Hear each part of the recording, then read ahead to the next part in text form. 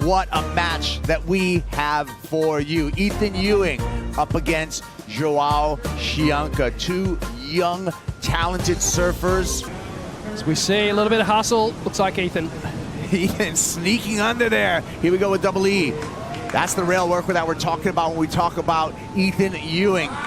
Sharp on that DHD design. Finishes. Broken back. What a warrior. That was a sharp first wave, and the angle of his approach, Peter, always something to be impressed. Yeah, absolutely. As we watch the replay here, so a bit of hustle, and then Ethan just gets this beautiful opening carve, stays right up high on the wave. Second turn, slicing through it, foam on the face, but doesn't upset him at all. And such a difficult maneuver to do when all that foam's on the face. It disrupts the water flow underneath the board, underneath the fins. But Ethan just powering through it. Love this water angle. You can just see how much he's putting the board on rail. And, well, the style. We talk about it so much, and he seems to be, you know, the guy who's you know, carrying the torch for the Currans, the Joel Parkinsons of the world.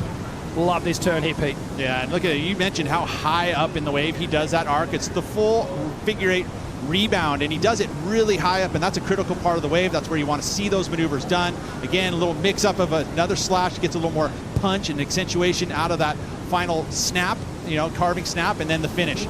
Get a little release, the arm lay back right in the cup, compresses, and, you know, and again, he broke his back, right? He looks like he's interested in this one, and he's going to activate.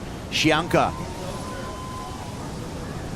hooks off the top there. Little release on the rail, has to regather. Forced second turn. Dynamic third turn. Back up into lip with some quick feet for the finish for Joao Chianca on the answer back, Pete. There's a comparison with Joao Chianca, Pete. Yeah, and this is where he gets his back foot right there. You see, it actually had to get back on the board. I don't know how he kept the balance there. That's just a strong core. Kept his leverage over the top of the board and comes back and just unloads on these two sections here. And that was a good comeback wave. It feels like that was going to almost match Ethan's wave.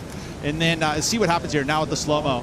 You can see this back foot just ever so slightly. That was actually, ew. Yeah, see, it comes off. It just comes off. Yeah, it did. It had to come off, and he somehow hangs on with it. Crazy stuff, and kept it together.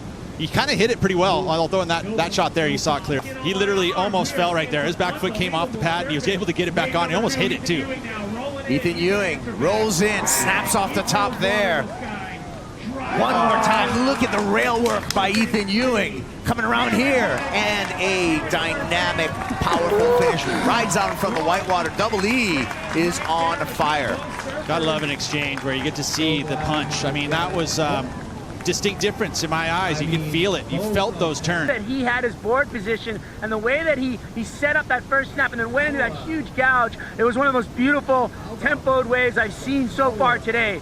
And I'd like to make a little comment to Pete. Pete, I think you got to check the buoys. I think we've got a peak in the swell maybe this morning, because right now the waves are the perfect size. They've calmed down, and it's actually gotten to that pace and that place that we want to see here for the finals. And I feel like it's just getting better and better. Even though it's a little smaller, I feel like the wave faces are better and better and more controllable for the surfers. Yeah, well, I will say the tide is dropping out. It's not a huge difference in tides. It's actually kind of an ebb tide. But again, I think, you know, looking at the buoys, they're pretty solid still as well. But that surfing right there, Rich, incredible. And I got to apologize. I'm starting to grunt and stuff now.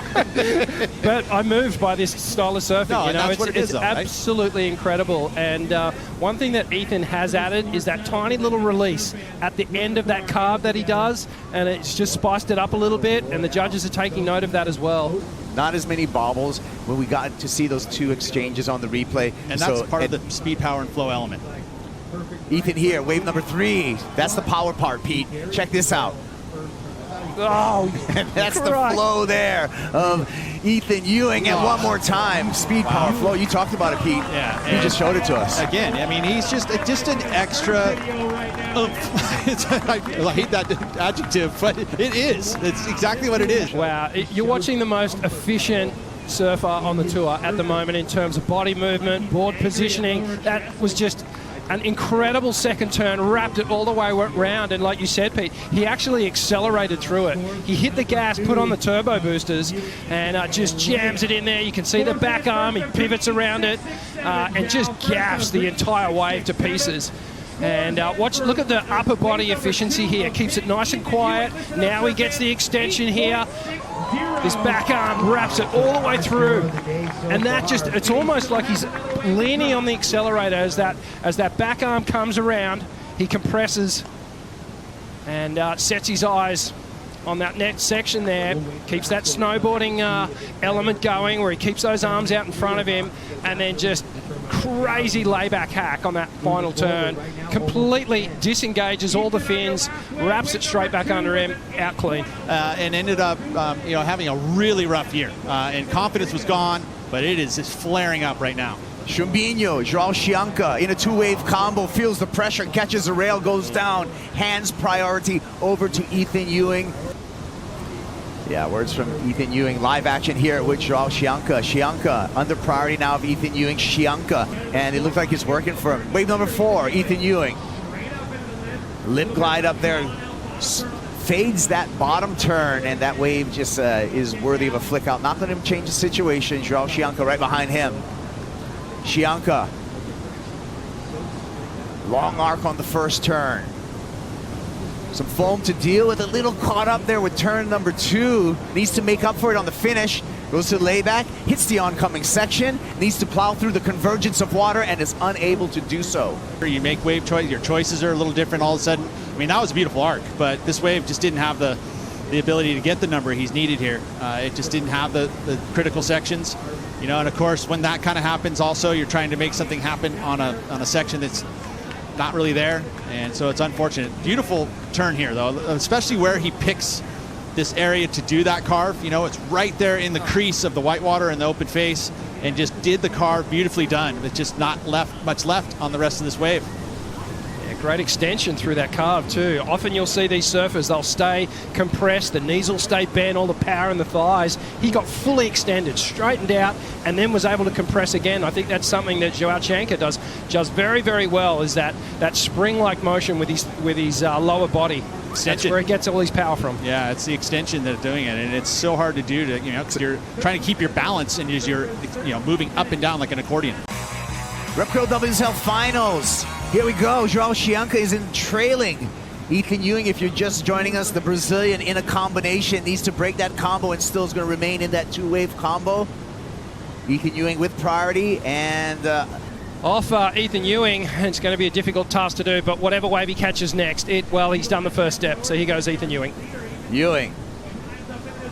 What a turn there. Grabbing the rail for a little extra torque. Quick on the lip. One more snap, pokes the nose. No harm, no foul. He'll stay in the lead. Chianca fighting to get out of that combination. Nice opening carve there by Joao. A little extra push on the end of the turn. One more big carve on the CI. Looking down the line. Oncoming section. Little ollie pop. Throws the fins out the back, hoping to at least eclipse a 7.6 and get himself out of that two-wave combination, Peter. It's a comparison as we see this angle here, Rich. The very first turn is that big extended turn, gets a little release. Beautiful dive there. Kind of unique turn, huh? It was a carved into slide. And I've just got to say, these guys are surfing so good. They're both really just going at it. Big final hit for Joao. Gets the board out of the lip. This opening carve. Now watch the extension in the leg here. And then he'll come down, he'll compress. Here's where he starts sliding, grabs the rail for stability. Now he re-engages. Gets so low. His chest is about 6 inches off the wave face when he does those bottom turns. And just wrapping it all around there, and almost felt like he dragged that one a little bit. Didn't really squirt out of it, but this one here just sizzling through it. It felt like when he had the release out of that first move, that's where that speed kind of drops off. You lose a little bit of speed, so you had to go straight in and compress. And when you compress, he's able to kind of push. Well, looks right, goes left. Chianca. And you can see that wave right from the beginning for Joao. A little bit of a mix-up, Pete. Chianca takes the inside left. Go big. Needs to go basically something we've never seen before. Nice spin to start, showing some board control. Vert there, looking down the line. Goes for the pop, shove it, and that's going to be it. But a great year for Chumbinho, Joao Chianca. Ethan Ewing, look at the numbers there, Rich.